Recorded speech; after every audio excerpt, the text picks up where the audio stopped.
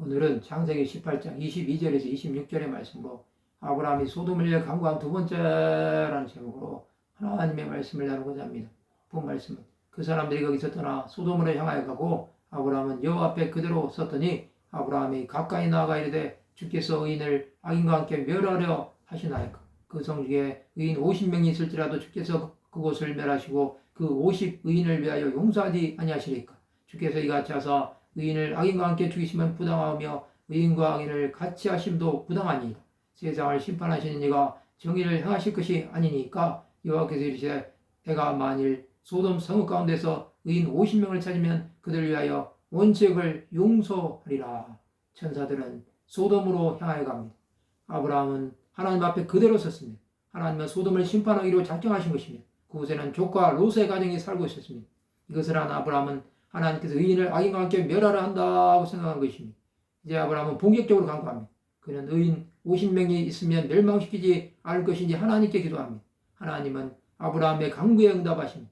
하나님은 소돔 전체를 멸하실 계획이었습니다. 그러나 아브라함의 간구는 멸망시키지 말아 달라는 것입니다. 이것은 하나님과의 독대라고 볼 수 있습니다.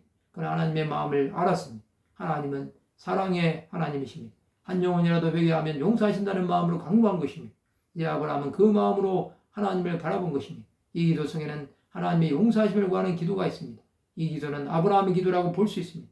이 기도로 아브라함은 영혼을 향한 하나님의 마음을 품은 것입니다. 그 기도는 죽어갈 영혼들을 바라본 것입니다. 이제 소돔이 멸망하면 모두가 불에 타 죽을 것입니다. 그 생각하면 하나님의 심판은 막아야 하는 것입니다. 아브라함은 영혼들의 죽어가는 소리를 들었을 것입니다. 그의 이런 마음은 예수 그리스도의 마음입니다. 하나님은 사람이 되어 죽기까지 복종하신 예수 그리스도를 보시고 죄인들을 용서해 주셨습니다. 아브라함은 이 마음으로 영혼들을 사랑한 것입니다. 비록 죄인이지만 그들을 외면하지 않고 끝까지 간구함으로 하나님의 마음을 움직인 것입니다. 그는 50명부터 10명까지 계속해서 간구했습니다. 그 결과로 하나님의 은혜를 입은 롯과 두 딸은 소돔에서 구원받았습니다. 한 사람의 간구는 이렇게 중요합니다. 우리는 하나님의 마음을 알아야 합니다. 하나님은 한 영혼이라도 잃어버려지는 것을 원하지 않으십니다. 노아의 심판 때처럼 소돔 사람들은 죄인이었습니다. 그럼에도 그 가운데서도 살아야 할 영혼이 있었던 것입니다. 우리는 간구하는 마음으로 주 예수 앞에 나가야 합니다. 그것이 하나님의 은혜를 입는 길이 될 것입니다.